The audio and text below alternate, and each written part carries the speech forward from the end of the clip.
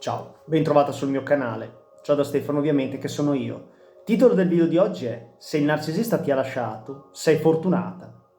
Allora, prima di iniziare ti chiedo se per favore puoi mettere like a questo video, così che mi aiuta a far crescere il canale e potrò continuare a fare video sul narcisismo. Grazie. Seconda cosa, se hai qualche argomento da suggerirmi in tema di relazioni tossiche puoi farlo. Qua sotto nei commenti scrivi l'argomento che dovrei trattare e lo prenderò sicuramente in considerazione. Terza ed ultima cosa, se non l'hai già fatto, ti invito ad iscriverti al mio canale.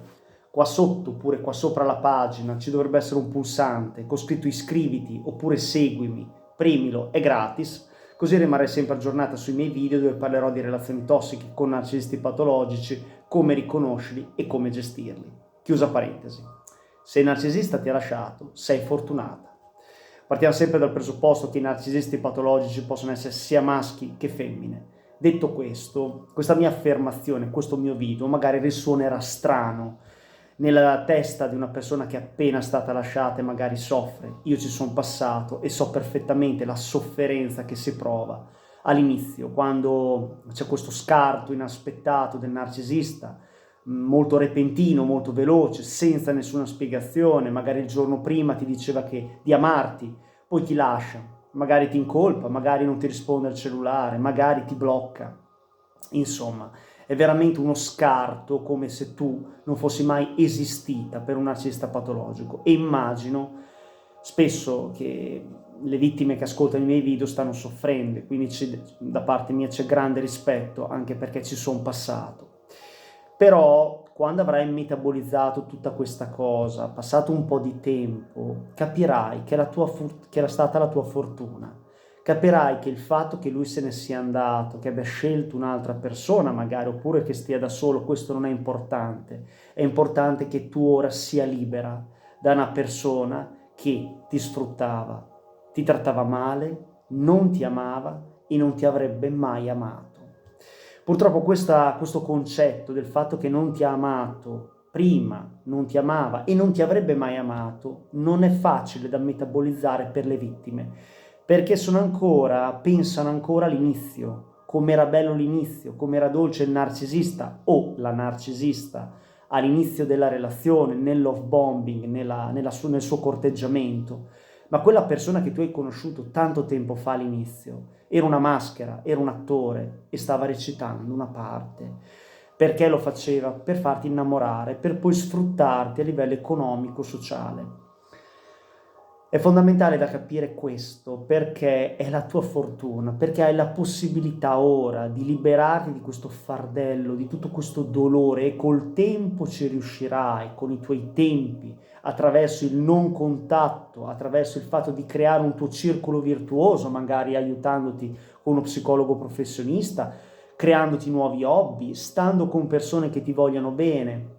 Avrai la possibilità di rinascere e di trovare una persona empatica e bella come te da poter condividere la vita. Ma se stai lì con una persona che non ti ama, perché non è empatico, perché non può amare nessuno, perché i narcisisti patologici non hanno empatia emotiva, ma hanno empatia mentale, quindi per loro amare è impossibile. Detto questo, capirai le mie parole, magari non adesso, ma in futuro le capirai.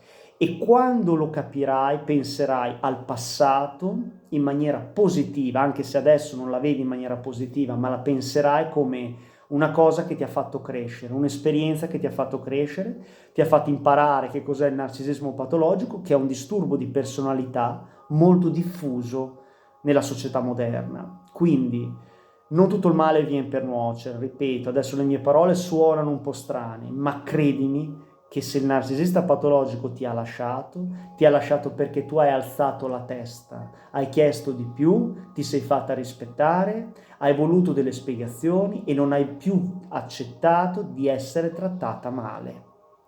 Quindi ti sei risvegliata e quindi troverai una persona che ti merita davvero. Ripeto, una persona empatica emotivamente, cioè che può amare, altruista e generosa, e che non ti tratta male e che non ti fa sentire sbagliata, perché credimi, oppure dimmi la tua, quante volte ti sei sentita confusa o confuso, quante volte ti sei sentita sbagliata, quante volte hai pensato mamma mia, non faccio mai bene nulla, oppure sempre questo dentro questa paura, oppure questa rabbia repressa perché pensi di far bene ma sbagli sempre.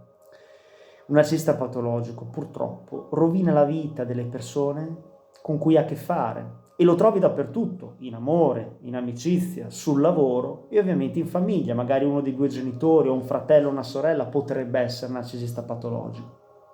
Quindi sorridi, so che si fa fatica, ma tenta di farlo, crea un tuo circolo virtuoso, inizia nuovi hobby, stai poco in casa, informati sul discorso del narcisismo patologico, stai con gente che ti apprezza, ma soprattutto stai lontano da chi non ti apprezza, stai lontano dal narcisista patologico perché, ripeto, più gli corri dietro, più lui si allontana, ma soprattutto tu non spurghi questa tossicità che lui ti ha dato, o lei, parlo del narcisista patologico o della narcisista patologica, e vedrai, e credimi, vedrai, troverai sicuramente una persona che ti ama davvero. Stiamo uniti, eleviamoci sopra i narcisisti patologici, ricorda e ripeti il motto: l'empatia diverrà la mia magia. In un mondo sempre più egocentrico, quindi narcisistico, persone empatiche sono davvero preziose.